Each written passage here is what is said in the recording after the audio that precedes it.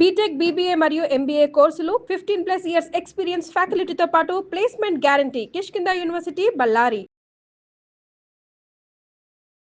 గురుగారు, ఇప్పుడు ఈ దక్షిణామూర్తి వృత్తాంతంలో మీరు చెప్పిన దానిలో భక్తి జ్ఞానం ప్రధానం అని చెప్పారు కదా. కర్మ కూడా ఫోటో పెట్టుకుందాం కనీసం విగ్రహం.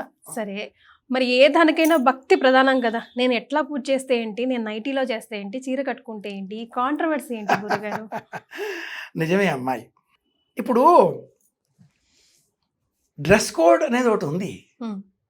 పోలీస్ అనగానే కానీ ఇదే ప్రశ్న అడిగిన నేను కూడా బాధపడతాను. మన ఆలయాల ముందు ట్రెడిషనల్ డ్రెస్ వేసుకొని మాత్రమే ఎంట్రీ అని అంటే మాత్రం వేరే ఎక్కడ చూడమే, ఏ చర్చ్ ముందో ఏ మస్జిద్ ముందో చూడమే, మనల్ని మనమే విక్రించుకున్నట్టు అనిపిస్తుంది అని బాధ కూడా అనిపిస్తుంది at the same time. So nighty మీద పూజ చేస్తే ఎందుకు ఇంత కాంట్రవర్సీ? దేవుడికి కోపం వస్తుందా నిజంగానే? నైటీలు ఆడవాళ్ళు వేసుకోవద్దా? దాని పేరేమిటి? నైటీ అంటే రాత్రిపూట మాత్రమే ధరించేది అని అర్థం. నైట్ మాత్రమే వేసుకోవాల్సింది అని. కంఫర్ట్ కూడా కావాలి కదా. నిజమే, కంఫర్ట్ కూడా కావాలి. కంఫర్ట్ వేసుకుంటేనే దుస్తులు మంచి వాసనలు వస్తాయి. అది మరి ఒక బ్రాండ్ పేరు.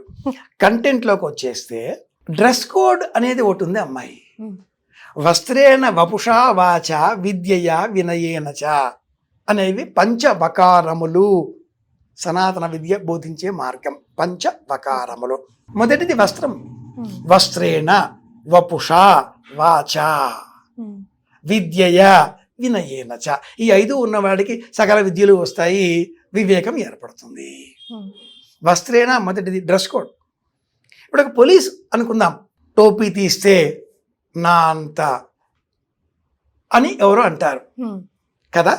టోపీ బెల్ట్ తీస్తే నా అంత మొనగాడు ఇంకెవడూ లేడు అంటూ ఆ పోలీసు వాడే విలన్ లాగా మారిపోయే దృశ్యాలు మనం చూస్తూ ఉంటాం. పోలీస్ ఒక డ్రెస్ కోడ్, జడ్జ్ ఒక డ్రెస్ కోడ్. జడ్జి గారు బై మిస్టేక్ పొరపాటున బస్సులో పోతున్నాడు. బస్సు అంతా ఆయన అధీనం కాదు కదా. ఆయన ఆ బస్సులో ఆర్డర్ ఆర్డర్ సైలెన్స్ ఎవడన్నా వింటాడా? పోనీ కోర్టు ఆయన ఎరీనా, ఆయన ప్లే గ్రౌండ్, అక్కడ కూడా ఆయన సాయంత్రం 5 అయిన తర్వాత కుర్చీలోంచి లేచి నిలబడ్డాక గౌను తీసేసి ఆర్డర్ ఆర్డర్ అంటే ఎవడన్నా వింటాడా? తోసుకుంటూ పోతారు. ఆ డ్రెస్ వేసుకుంటేనే, బౌ పెట్టుకుంటేనే lawyer. Operation theatre dress, police dress, పూజారి డ్రెస్, పూజ డ్రెస్. చర్చిల్లో కానీ మసీదులలో కానీ మనం పోల్చుకునే అవసరం లేదు. వాళ్లకు సంబంధించిన డ్రెస్ కోడ్ వాళ్ళు పాటిస్తారు. తలపైన వస్త్రం ధరించకుండా వాళ్ళు లోనికి రానివ్వరు. టోపీ లేకుండా ప్రార్థనలు చేస్తామంటే వాళ్ళు అంగీకరించరు. ఎక్కడ చూసినా అక్కడ ఒక డ్రెస్ కోడ్ మనం చూస్తూ ఉంటాం కదా. అలాంటప్పుడు మన వాళ్ళే జ్ఞానం పెంచుకొని ఎక్కువైపోయి అన్నీ మనవే అనేసుకొని ఇది కంఫర్ట్ అంటూ ఓ పొడుగాటి ఒక గౌను వేసేసుకొని ఆ గౌనుతో పూజ చేస్తాం అంటే చాలా ఎబ్బెట్టుగా ఉంటుంది. దాని పేరు నైటీ. రాత్రి వేళ ధరించవలసింది. నిజానికి ధరించే వస్త్రాన్ని, రాత్రి వేళ ధరించే వస్త్రాన్ని వేరుగా చూపిస్తుంది సంప్రదాయం. ఉదయం ధరించే వస్త్రం వేరు, రాత్రి ధరించే వస్త్రం వేరు. రేవతి ఈ స్వావ్యక్షం కృతికాశ్చాకుం తగ్గుస్తవా. ఆ ధరించే వస్త్రానికి కూడా ఒక మంత్రం ఉంది. ఓ 7 సార్లు దులపాలి. ఒక్కసారి శరీరం మించి తీసివేస్తే ఉతకకుండా మళ్ళీ ధరించకూడదు. ఇలాంటి అనేక నియమాలు వస్త్రానికి సంబంధించినవి సనాతన ధర్మం సూచించింది. ఇన్ని ఎందుకనమ్మాయి ఓ మాట చెబుతాను. కవి సమ్రాట్ విశ్వనాథ సత్యనారాయణ గారి చెలియలి కట్ట అనే నవలలోనిది ఈ మాట. మాటకు విరామ చిహ్నం హద్దు. సముద్రానికి చెలియలి కట్ట హద్దు. ధరించే వస్త్రానికి అంచు హద్దు. భోజనం చేసే పళ్ళానికి అంచెన హద్దు చివరగా ఉండేది. పళ్ళానికి అది లేదనుకుందాం, ఏమవుతుంది? సాంబార్ అంతా వీధుల్లో ఉంటుంది. అంచు ఉండాలిగా, విరామం ఉండాలిగా. సముద్రానికి హద్దు లేకపోతే విశాఖపట్నం అయిపోతుందిగా. పంచకు కూడా అంచు ఉంటే దారం పోగులు రావుగా. కనుక హద్దు. 2 వస్త్రాలు ధరించాలి. ఏకేన వస్త్రేణ కార్యన్న కుర్వీత ఆపస్తంభ సూత్రం, ఇది ధర్మసూత్రం. సంప్రదాయం ధర్మసూత్రము, గృహ్య సూత్రము, శ్రౌత సూత్రము, శుల్బ సూత్రము అనే 4 విధాలుగా సూత్ర వాంగ్మయ ప్రపంచాలను 18 మంది మనకు అందించారు. చాలా పెద్ద ప్రపంచం. నియమావళి మామూలుగా లేదమ్మా. ఏవైనా అందరూ మనుస్మృతి అంటూ ఉంటారు. అలాంటివి 18 ఉన్నాయి. మనకు ఒకటి ఇండియన్ పీనల్ కోడ్ అంటూ ఉంటాం. అది ఒకటేనా? బోల్డ్ అండ్ సబ్సెక్షన్స్ ఉన్నాయి. విపరీతంగా చదువుతూ ఉంటే కానీ వచ్చే జ్ఞానం కాదు ఇది. ఏదో పొడుగ్గా ఒక గోను వేసేసుకుని 1-2 బటన్స్ ఇలా పెట్టుకుని ఆ జిప్పు పెట్టేసుకొని మేం చేసేస్తాం అంటే ఇంకా నయం. పట్టుతో చేసిన నటి వేసుకున్నాం కదా, ఈ నైటి పట్టు వస్త్రంతో కుట్టించాను మామయ్య గారండి అనే కోడళ్ళు కూడా రాబోతున్నారు. మీకు పట్టుది వేసుకుంటే నైవేద్యానికి పనికిస్తుంది కదా, కాబట్టి ఈ నైటి పట్టుదో శుభ్రంగా నైటీ వేసుకోండి, ఏ చింత లేదు. అయితే నడుముకి ఒక తువ్వాల కట్టుకోండి అట్లీస్ట్. కొన్ని నైటీలకి ఈ మధ్యకాలంలో నైటీ క్వాలిటీతో, నైటీ ప్రింట్తో ఉండేటటువంటి వల్లెవాటు కూడా వస్తుంది. సెట్ లాగా వల్లెవాటుని నడుముకి బిగించి కట్టండి. దేహాన్ని 2 భాగాలుగా చేసిన సనాతన ధర్మం నావెల్ పిన్ పాయింట్ నాభి దగ్గర నుంచి దిగువ భాగమంతా కూడా రాక్షస భాగమని, ఎగువ భాగమంతా దైవ భాగమని విభజించి ఆ దైవ భాగానికి బంగారు ఆభరణాలు, రాక్షస భాగానికి వెండి ఆభరణాలు ఇలా ఒక విభజన చేసింది. ఎడమ చేత్తో తింటామా? లెఫ్ట్ హ్యాండర్స్ మినహాయిస్తే. అది జెనిటల్ ఫోబియా కాబట్టి, ఏదో డిఫెక్ట్ కాబట్టి, అది మ్యానుఫ్యాక్చరింగ్ డిఫెక్ట్ కాబట్టి they may take left hand because they belongs to left handers practices. They are the left handers.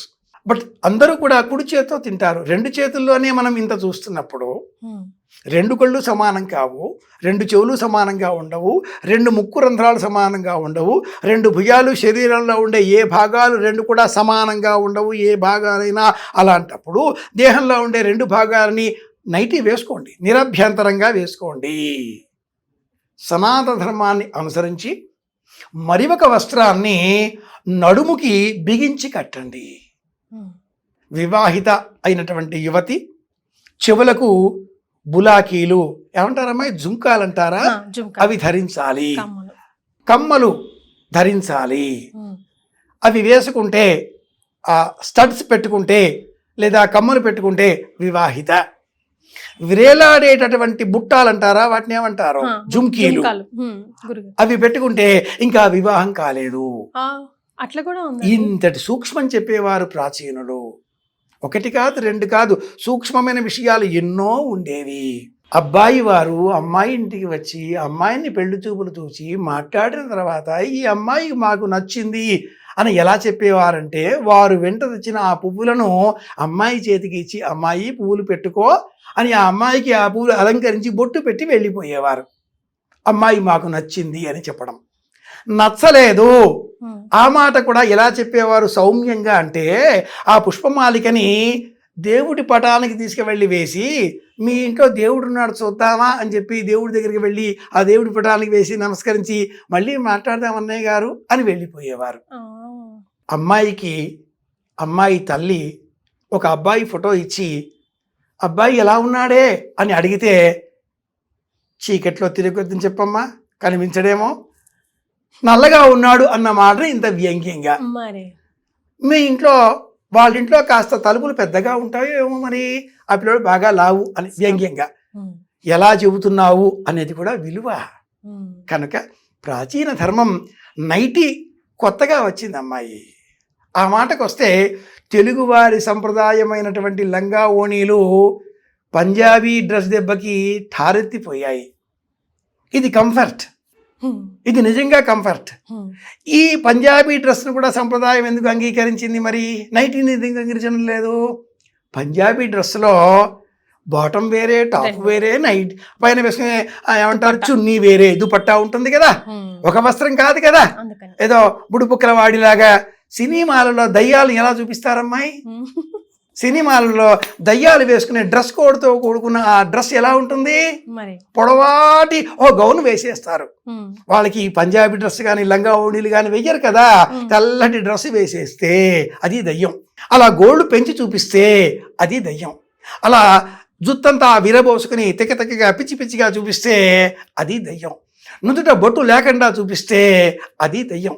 అంత అదేదో వేసుకుంటారే సుసరభేత్తు, మా భాషలో సుసరభేత్తు, మీ భాషలో ఫౌండేషన్ క్రీమ్ అంటారు, దానికి సుసరభేత్తు. శ్రీనాథ మహాకవి చెప్పిన పేరు ఇది. అది వేసేసుకుంటే తెల్లగా అయిపోతుంది కదా, అది దయ్యాలను చూపించేటటువంటి పద్ధతి. ఏమన్నా అంటే లైటింగ్కి మేము మెరిసిపోవాలి కదా, ప్రీ వెడ్డింగ్ షూటింగ్లో మెరిసిపోవాలి కదా. దరిద్రం ఇలా పట్టింది.